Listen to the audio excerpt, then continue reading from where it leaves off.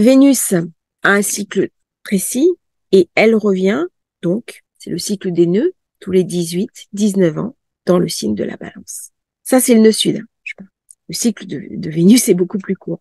Donc là, qu'est-ce qui s'est passé 2004? Eh bien, nous avons eu la bataille de Fallujah et nous avons eu la guerre en Irak. Et si je regarde 1985, pareil, des événements importants au Moyen-Orient. Et c'est très important de regarder comment, par exemple, Israël, dont le drapeau, c'est l'étoile de David, eh bien, c'est le cycle de Vénus. Et on comprend complètement que le pays est sous le cycle de Vénus.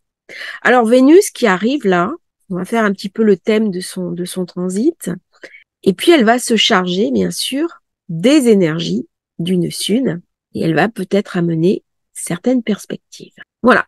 Donc ça, c'est le moment où Vénus était à 0 degré de la Balance. J'aime bien faire les thèmes à ce moment-là parce que c'est intéressant. Donc elle quitte le signe de la Vierge où elle se sentait un petit peu à l'étroit, trop mentale, et elle rentre enfin chez elle. Elle ramène de très beaux aspects, donc beaucoup de puissance, un très beau quinconce avec Saturne, qui est son allié dans la Balance. C'est-à-dire que si je veux faire entendre ma voix, eh bien, il faut quand même que j'ai du pouvoir, il faut que j'ai de la puissance, il faut que j'ai de la stabilité. Et c'est très marqué, cet aspect quinconce, sur cette conférence pour la paix qui se déroule en ce moment à Paris. Alors, Vénus rentre chez elle et une planète dans son domicile amène toujours beaucoup de pouvoir. Ça veut dire que là, il y a une vraie volonté de faire la paix. Par contre, nous avons toujours un amas en Scorpion qui est assez dur, Mercure, Mars, Soleil. Donc il faudra quelque part que le stellium soit dissous. Pour l'instant, c'est pas le cas. J'ai un très bel aspect à Neptune et Neptune s'oppose à Vénus. Donc même si Vénus, elle a envie de trouver un accord, ben là, il y a fort à parier que ces accords pour la paix, c'est la montagne qui va accoucher d'une souris. Mais elle n'a pas dit son dernier mot, cette Vénus. C'est-à-dire que une fois que ça va être dissous, qu'elle va avancer dans la Balance, elle va s'opposer à Chiron. La première chose qu'elle va rencontrer, c'est Chiron. Chiron, c'est la blessure. Et elle va se diriger vers le nœud sud. Ça veut dire quoi? Ça veut dire que les fantômes du passé sont en train de revenir. Quand nous avions l'État islamique, c'était nœud nord en Balance. Là, j'ai une inversion des nœuds. Et on parle à Gaza, non seulement du Hamas, mais aussi de l'État islamique et du retour de l'État islamique. Et on voit bien là l'inversion des nœuds. Opposé à Chiron, eh bien, ce sont nos mémoires anciennes qui reviennent. Et on commence à parler de la Shoah, de l'antisémitisme. Mais à titre individuel, qu'est-ce que ça vient me raconter? Eh bien, ça vient me raconter toutes les histoires d'amour que je n'ai pas solutionnées.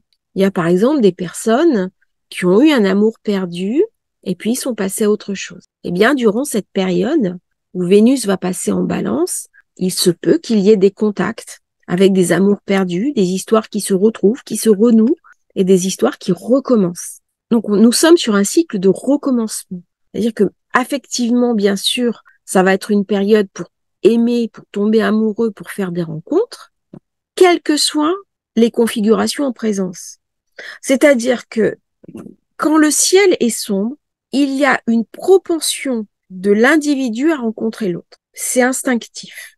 C'est-à-dire qu'il est beaucoup plus facile d'avoir des rencontres affectives lorsque le ciel, j'ai cité Baudelaire, plane comme un couvercle, que quand le ciel est joyeux.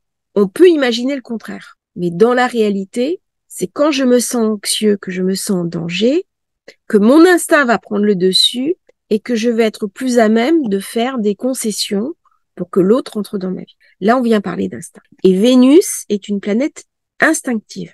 L'intellect, c'est Mercure. Chez Vénus, il y a quelque chose de profondément émotionnel. Quand j'ai la Lune qui va rejoindre Vénus en Balance, là, je suis quelque part dans le règne des émotions, positives ou négatives. Vénus, elle aime, elle déteste. Alors, j'ai toujours tendance à dire que de regarder un petit peu le thème du jour du transit, il va m'éclairer un petit peu sur tout ce passage et ça vient me raconter une vraie volonté internationale de faire la paix. Surtout que j'ai Pluton qui reçoit ensuite des aspects très puissants, très forts, que j'ai un très bel aspect avec Vénus. Est-ce que ce très bel aspect avec Vénus va tenir? Eh bien, c'est quand Vénus va toucher le nœud sud qu'elle va se retrouver en difficulté par rapport à Pluton. C'est-à-dire, elle vient me raconter quelque chose d'un drame intérieur. Et c'est ce qu'on va voir maintenant sur ce passage de Vénus en Balance. Donc, rien n'est moins sûr, alors même qu'il y a une fenêtre, mais rien n'est moins sûr que nous puissions faire la paix et aboutir à quelque chose de construit. Donc voilà, Vénus qui va se retrouver conjointe. Donc ça, c'est à la fin du mois. Que je vois un petit peu. Je vais vous donner la date. Le 30 novembre, Vénus conjointe au nœud sud, conjonction exacte, nœud sud réel. Et là, Vénus, elle vient me raconter les fantômes du passé. Et on voit bien, avec ce quinconce à Neptune, elle vient me raconter quelque chose que je dois nettoyer dans mon inconscient. C'est-à-dire que, à un moment donné, nous vivons encore avec des traumatismes hérités de la Seconde Guerre mondiale. Et quelque chose, là, vient nous raconter que pour passer à la suite de l'humanité, il est nécessaire que certains fantômes soient définitivement évacués. C'est valable à titre individuel, mais c'est aussi valable à titre collectif. Il y a quelque chose qui n'est plus de l'ordre du jour, et c'est vraiment raconté par ce carré à Pluton, Pluton qui vient empêcher, qui vient dire « je ne peux pas passer dans le monde uranien où il y a une volonté avec l'intelligence artificielle, avec l'ouverture des frontières, avec des choses que nous partageons. Je pense notamment les moyens de communication qui se sont développés, le Airbnb, où on va chez les uns, chez les autres, le crowdfunding, je monte un projet, les gens viennent m'aider. J'ai monté un crowdfunding, il y a plein de gens qui sont venus m'aider, des gens que je ne connaissais pas, simplement parce qu'ils croyaient dans mon projet, ils croyaient dans mon idée.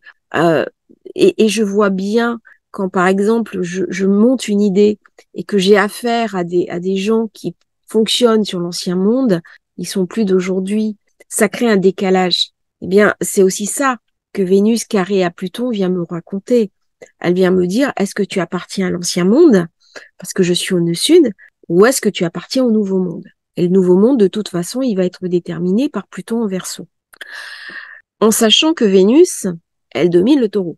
Et donc, en ce moment, elle domine aussi Uranus. Elle domine aussi Uranus. Et Uranus fait un très beau trigone à Pluton. Donc là, j'ai une alliance. J'ai une alliance Pluton-Uranus. Qu'est-ce que ça vient me raconter? Eh bien que pour aller vers cette belle alliance Pluton-Uranus, je suis invitée à dépasser les conflits que j'ai au nœud sud. Je suis invitée à dépasser ce qui me tire en arrière. Je suis invitée à dépasser tous ces méandres psychologiques, tous ces clivages. Je suis obligée de faire la paix avec mes mémoires, faire la paix avec mes semblables. Est-ce que nous voulons d'une terre à feu et à sang, avec tous les fantômes qui ressurgissent, dont le nucléaire? Quand on voit certaines vidéos sur YouTube, c'est effrayant. Ou est-ce que je veux baser ma vie et celle de mes enfants sur quelque chose qui est équilibré? Eh bien, avec ce carré Pluton-Vénus, on vient poser la question, mais on se donne pas les moyens d'y répondre. Quand je dis on se donne pas les moyens d'y répondre, c'est que malheureusement, Pluton, eh bien, il parle de forces obscures qui quelque part sont, alors pour une fois, Pluton va prendre une allure que je n'aime pas, qui est la représentation du mal. C'est un des visages de Pluton, parce que là, il va activer chez Vénus le côté étoile du matin, Lucifer, et donc l'ange du mal. Et là, cette configuration-là, elle est au nœud sud assez inquiétante. Ça vient me parler de groupuscules qui travaillent dans l'ombre, qui ont le culte de la mort, qui ont le culte de la souffrance, et qui veulent de toute façon imposer cette vision-là au monde. Et je ne suis plus dans Vénus qui me protège, qui m'aime, qui a un côté bienveillant et qui cherche la paix. Je suis au contraire dans un côté très destructif, très mortifère. Et Vénus, qui représente les deux cycles, la vie et la mort, en sachant que Pluton représente la transformation, mais aussi la mort, eh bien l'idée de la mort va se potentialiser. Et là, lorsque Vénus va venir au nœud sud, je pense qu'il va y avoir un regain de tension, un regain de conflit et des choses très dures qui vont se passer dans les jours où cette confrontation a lieu. Alors, nous aurons quitté, bien sûr, le Scorpion.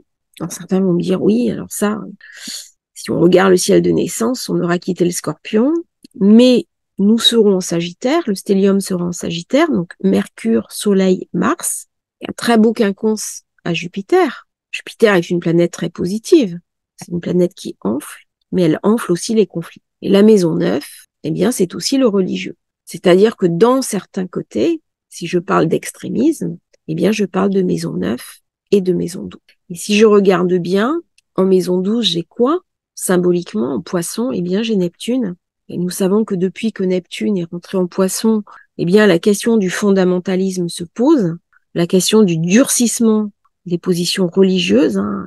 C'est une religion qui ne reste pas cantonnée à la foi, mais qui est devenue politique. Eh bien, l'arrivée de Saturne en poisson, qui va renforcer cette maison 12, vient renforcer cette volonté d'instaurer des régimes placés sous la dictature du religieux. Et donc, cette paix, de mon point de vue, elle n'est pas possible. Elle n'est pas possible parce que, alors même que Vénus est en balance, que Jupiter et Uranus sont en taureau, il est possible que cette paix, qu'il y ait des accords entre la Russie et l'Ukraine, parce que ça concerne pas la zone, mais par contre, au Moyen-Orient, j'y crois pas du tout. C'est-à-dire que Vénus, elle est active dans tous les conflits du Moyen-Orient. Et là, ça laisse entrevoir même une extension du conflit. Et forcément, je vais avoir dans ma vie de tous les jours des répercussions. À titre personnel, quand Vénus arrive au nœud sud, qu'est-ce qui se passe? J'ai envie de revenir en arrière. C'est un moment idéal pour faire un bilan. C'est un moment idéal pour commander son thème astral, hein, si vous avez envie de le faire et de faire le point avec moi, c'est très volontiers. Le service d'astrologie facile est ouvert. Mais revenons à la carte. J'ai envie de faire le bilan sur mes amours passés. J'ai envie de faire le bilan sur mes accords passés. Est-ce que je suis toujours en phase avec ce que je vis? Si je suis en couple, j'ai eu par exemple plusieurs personnes qui vivaient dans leur couple, dans leur quotidien. Et là, on va parler du quotidien avec Vénus qui était passée en Vierge, des femmes qui avaient des compagnons qui étaient assez durs, qui avaient des mots assez violents parfois. Et avec l'arrivée de Vénus en Balance, ces femmes me disent je peux plus, j'ai besoin de retrouver mon propre narcissisme, j'ai besoin de retrouver ma confiance en moi, j'ai besoin de me retrouver comme avant cette relation. Et là, c'est vraiment signifié par cette Vénus en Balance. C'est-à-dire qu'elle m'invite à équilibrer tous les domaines de ma vie. Et il va y avoir avec Vénus en Balance, dans cette proximité au nœud sud, hein, parce que en fait le nœud sud il s'est chargé de Mercure, il s'est chargé du Soleil, il s'est chargé de Mars, et enfin nous voilà à Vénus. Alors que devant le stellium il avance, hein, il était en Scorpion, là il avance en Sagittaire, et Vénus elle ferme la marche. Les énergies elles sont un petit peu, j'allais dire, appauvries, alors même que Vénus est chez elle. Normalement elle est en pleine puissance. Là elle est toute puissante. Elle est chargée en plus de Jupiter, elle est chargée d'Uranus, donc je reste convaincue qu'une issue avec la Russie est possible dans les jours qui viennent. Par contre, Moyen-Orient, plus difficile. Moi, à titre personnel, j'ai besoin de faire la paix. J'ai besoin de faire la paix avec moi-même, j'ai besoin de m'apaiser, j'ai besoin de rentrer mes griffes, j'ai besoin de rééquilibrer ma vie. Est-ce que ça passe par le matériel? La question du matériel, elle va beaucoup se poser. Dans un contexte d'inflation, dans un contexte de raréfaction de l'argent, parce qu'on a de moins en moins de disponibilité pour acheter des choses, surtout avec l'arrivée de Noël et des fêtes, et ben les grandes questions universelles vont se poser. Comment je réponds favorablement à mes besoins alimentaires? Ça, c'est le taureau. Comment j'équilibre mon budget? Comment je gagne mon argent? Ça, c'est des questions aussi Vénus. Vénus, elle vient parler de la chair. Et si je veux m'occuper de mon corps, ben, ça va me coûter de l'argent. Et donc, comment je fais? Qu'est-ce que je mets en route? Qu'est-ce que je mets en œuvre? Dans l'idée, je parle bien dans l'idée de pousser en avant. C'est-à-dire que le nœud sud n'est pas fait pour rester là. Il est fait pour aller en avant.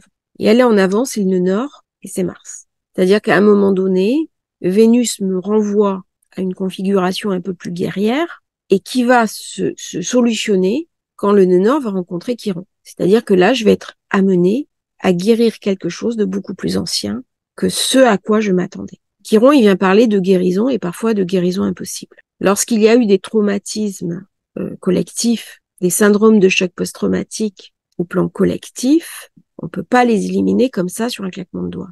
Là, on parle du traumatisme de la Shoah qui est en train de revenir. On parle de choses qui sont marquées dans l'inconscient collectif. Toutes les populations qui ont vécu des traumatismes collectifs, je pense à la guerre du Vietnam, j'ai eu des enfants, des descendants de personnes qui ont vécu cette guerre, qui ont des mémoires génocidaires, c'est terrible. Dès qu'il y a eu des génocides sur des populations civiles, c'est terrible. Et là, il y a quelque chose qui se réveille. Mais ça se réveille pour être guéri, pour être expurgé.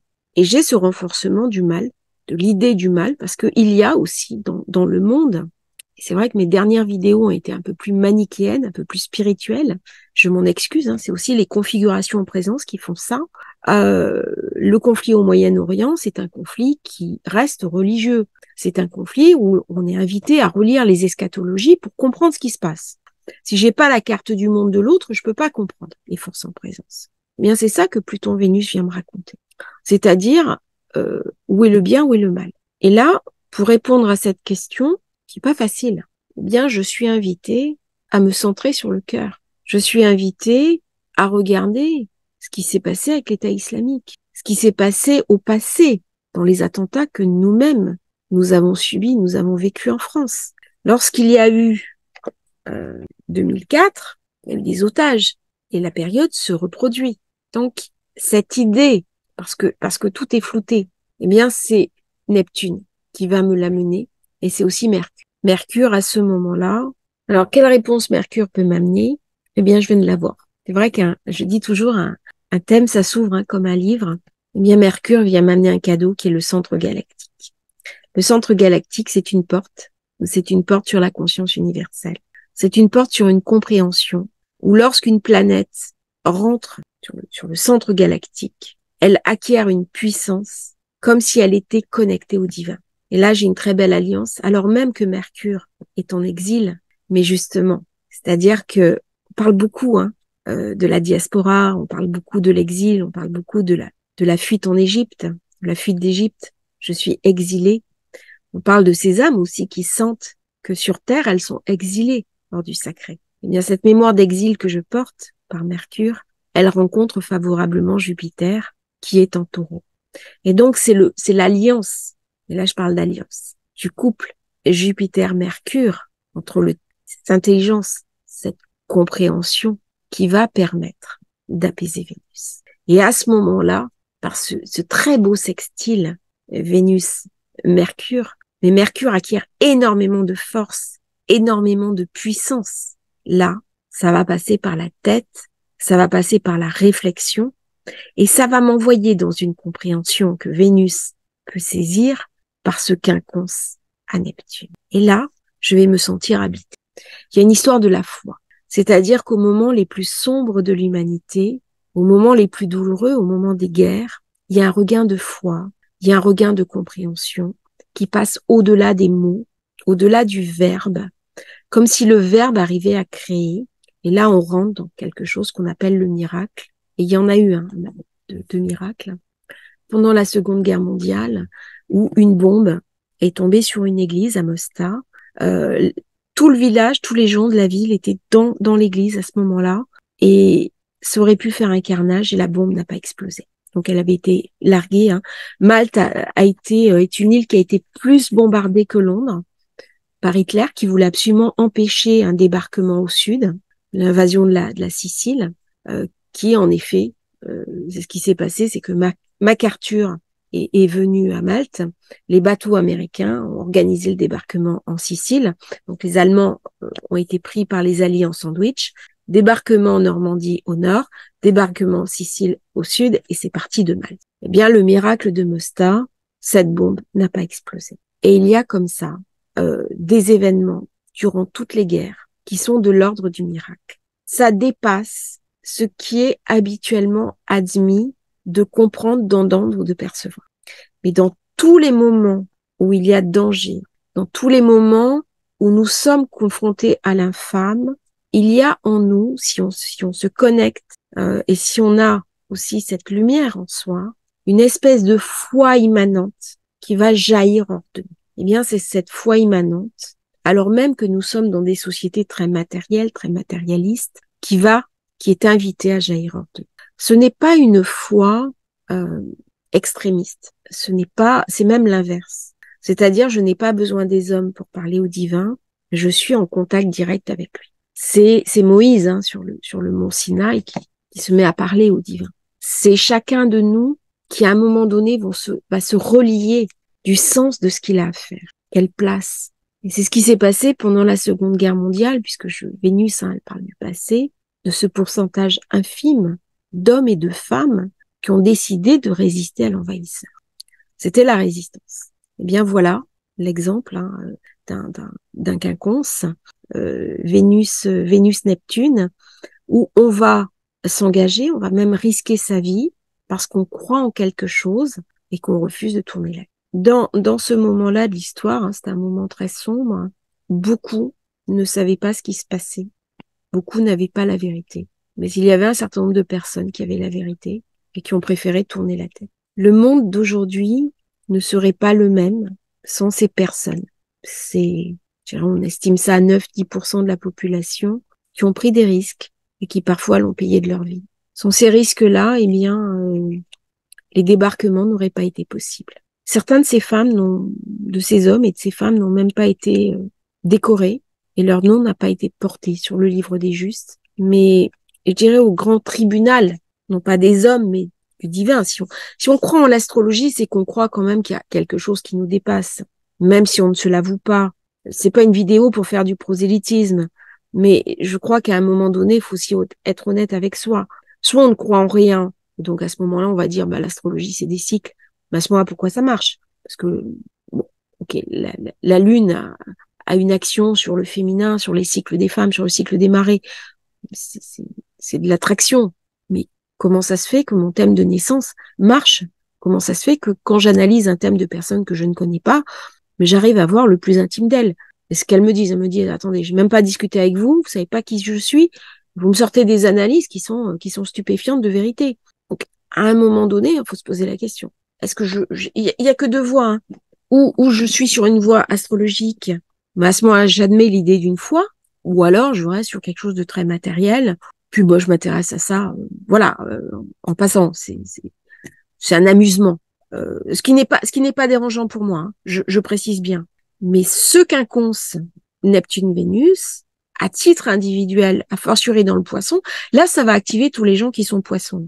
Ça va activer les gens poissons, ça va activer les ascendants poissons, ça va activer les balances, les taureaux et tous les signes d'eau. C'est-à-dire que Scorpion, Cancer vont être activés par cette position-là. Et Jupiter, c'est le deuxième maître du poisson.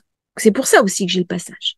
Si j'en reviens à Jupiter, eh bien, on retourne sur Mars, Mars-Soleil.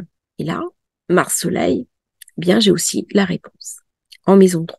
C'est-à-dire, il y a une forme de lien. Je peux parler quelque part au divin. Il y a une porte qui s'ouvre où, avec le passage de Vénus en Balance, il y a une espèce de lien qui est en train de se renouer, de pacte possible avec le divin. Parce que quand l'ombre monte, eh bien, à l'intérieur de moi, je vais avoir besoin de me reconnecter sur mon essentiel. Et mon essentiel, c'est aussi le chemin de la foi. C'est pas forcément une foi collective. Ce peut très bien être une foi individuelle où je ne suis pas dans une religion, mais j'ai quand même une foi profonde. Je vous remercie d'avoir suivi cette vidéo. J'espère qu'elle vous aura intéressé. N'hésitez pas à liker, à vous abonner à la chaîne. Si vous voulez commander votre thème natal, votre révolution solaire, eh bien, vous avez le lien en description. À bientôt sur un autre partage pour Astrologie Facile.